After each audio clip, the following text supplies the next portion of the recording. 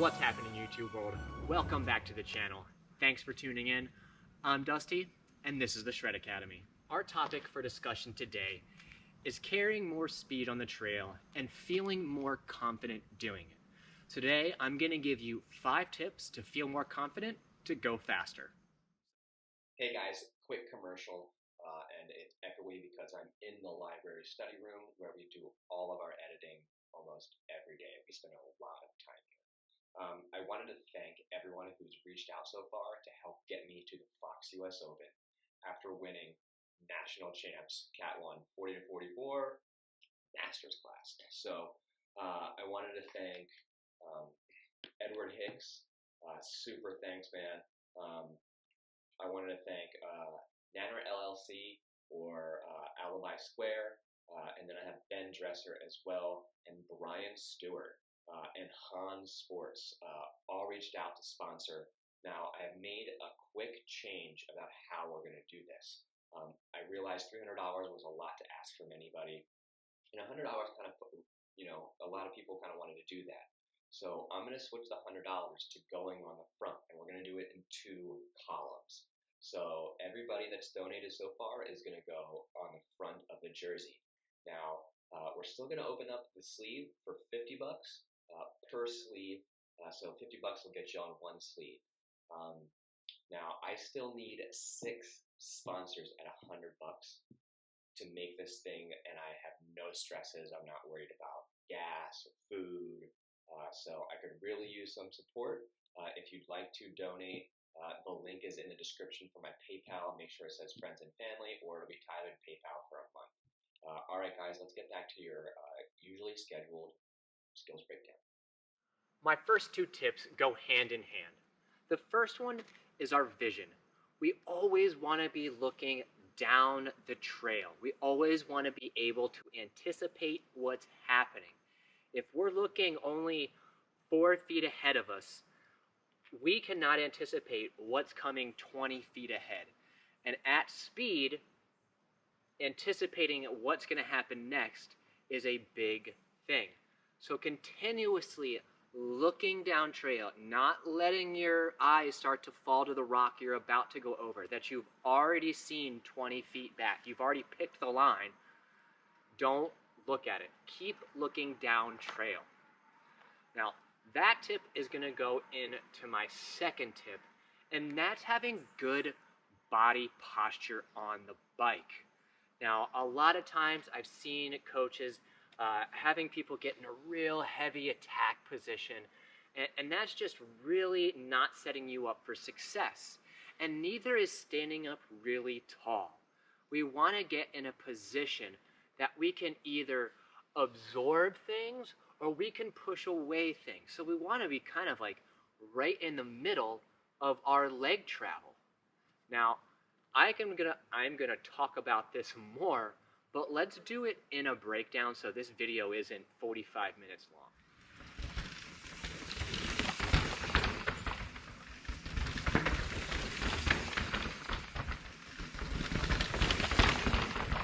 All right, we are going to start with a way that you can go through the trail, and it's super awful. It's being too tall on your bike.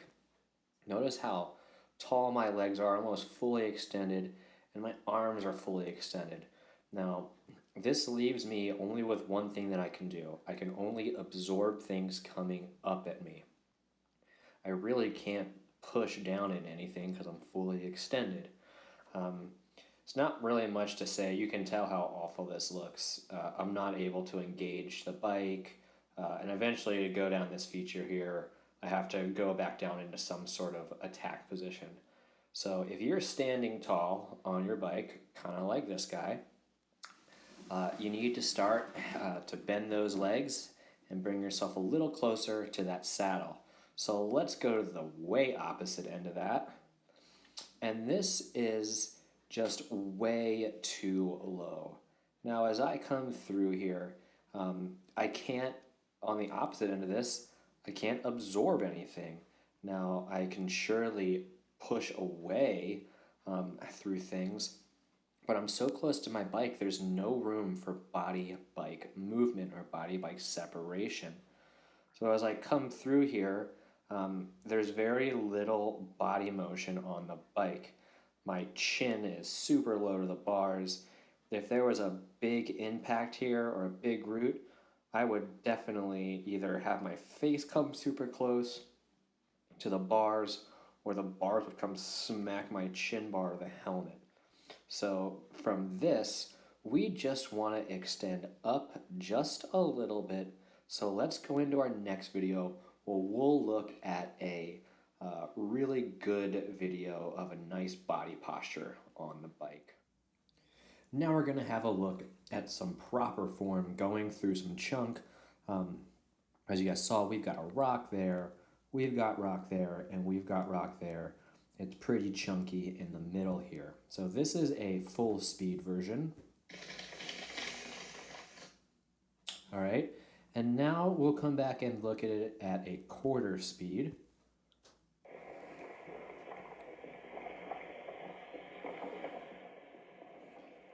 So let's go back and break this down and have a look at where my body position is different. Now, you can tell that I am lower than the very first clip, but my chest isn't super low to the bar.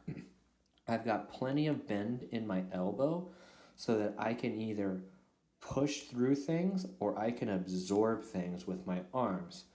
Same thing is true with my legs. Let's bring me forward so we're a little more in front. We're going to go through this drop. We get a little lower there as we let the bike kind of go forward. And then right here gives us a good vantage point. You can see the chest position. We can see my leg position. And it's not super bent. There's, again, room to push away. And there's room to absorb in the legs. Just like in my arms, there's room to absorb and there's room to push away. Also very important that you keep these elbows out and don't let them fall in towards your chest. If they fall in towards your chest, it is much harder to have good strength and mobility. Now, the best piece of advice I can give you, besides a look down the trail, is keep your weight out of your hands. I repeat, keep the weight out of your hands. It should all be in your feet. Your upper body here is held up by your core muscles and your back muscles. You shouldn't be leaning down on the bars. That's going to make all your movement side to side more twitchy. It's going to engage your suspension when you don't need it to be. So unweight those bars and make sure that you're keeping your weight over the bottom bracket. So as we go through here, keeping that form, letting the bike move underneath of me. So again, we've got, let's see, good body position here, and then we've got bad body position here.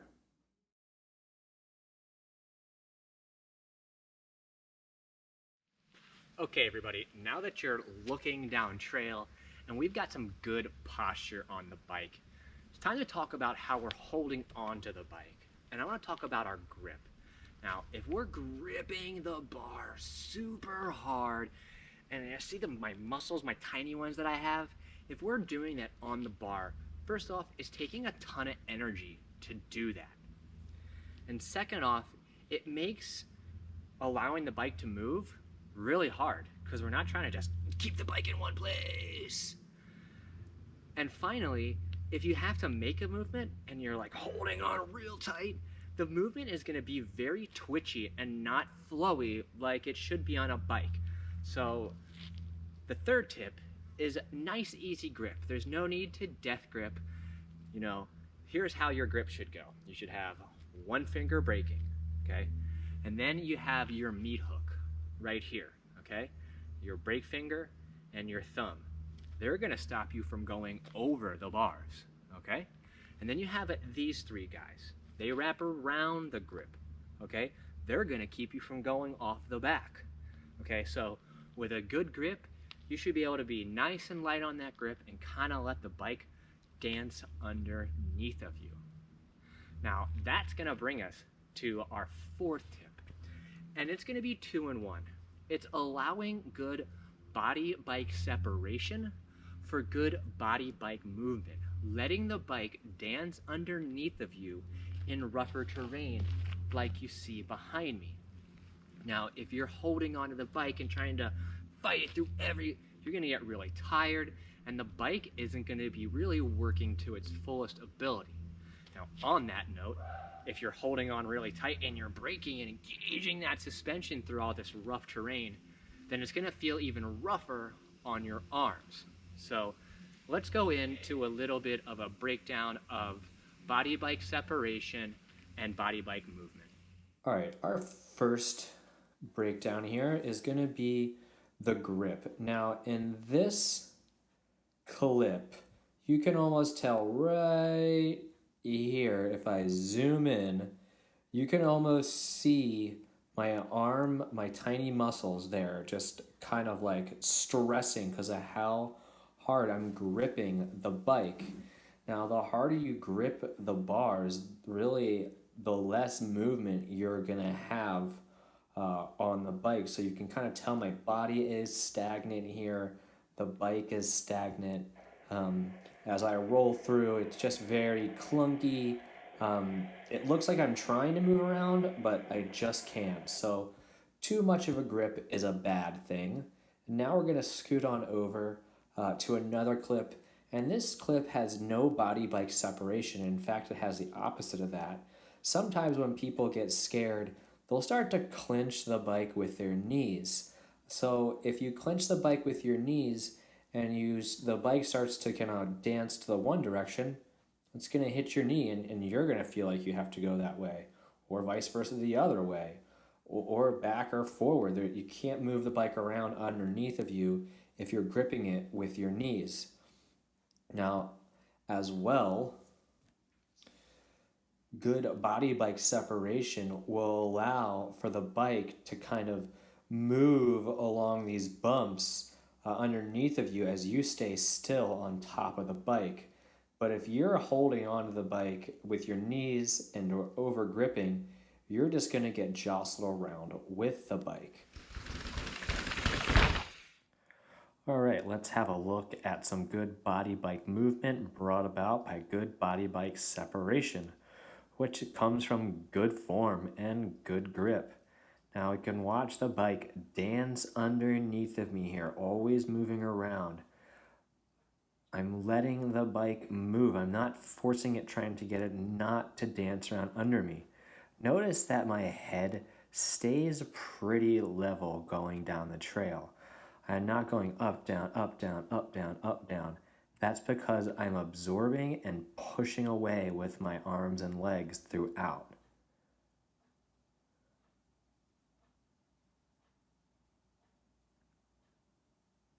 That might be as compressed as I get, if we can even look over there.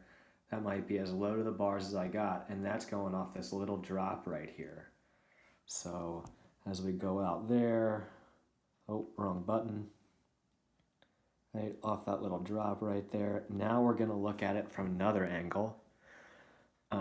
Actually, but before we go there, let's have a look at that at full speed. We'll back up a little farther. And this is at full speed. All right, so we're just letting that bike literally move underneath of us and trying to stay stable on top of it. Let's go to this other clip here. This is at full speed. So let's go back here. Or just really letting the bike move underneath of us. And then here at the end, I saw a nice little gap I could do. So we gap over all this jazz and this route and kind of land down there. Let's see if we can get that to go follow through. Yep. Yeah, we land like over here in the corner of the screen. So it's just about really creating that body-bike separation, letting the bike move underneath of you, not trying to be rigid, and just trying to let the bike flow. But make sure you're being a pilot, not a passenger. All right, guys, so we're looking down trail, anticipating what's coming. We've got good body posture, which is allowing for good grip, and then good body-bike separation and good body-bike movement, which is going to allow you to engage the trail and become a pilot, not a passenger. Now, rule number 5, and it's the most important rule. It's remember rule number 1. If you're not looking down trail anticipating, I don't know what you're doing. You could have all the bad form in the world, but if you don't know what's coming, you're just, you're not doing well. I really wanted to say something funny there. So yeah, keep looking down trail, guys. This is so important that I'm making a video solely on linking trail sections together to continue carrying speed. Because honestly, that's one of the things I had a hard time with and still do, especially on terrain that I'm not usually familiar with. It's linking sections together, getting the speed and carrying.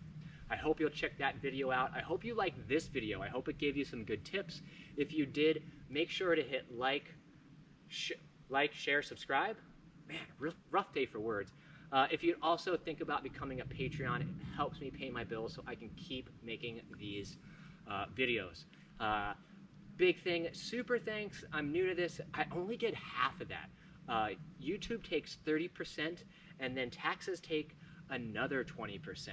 So I'm working on a way for you guys to be able to tip me and maybe able to get all of that without any anyone getting their sticky fingers on it, because every little bit you guys give helps.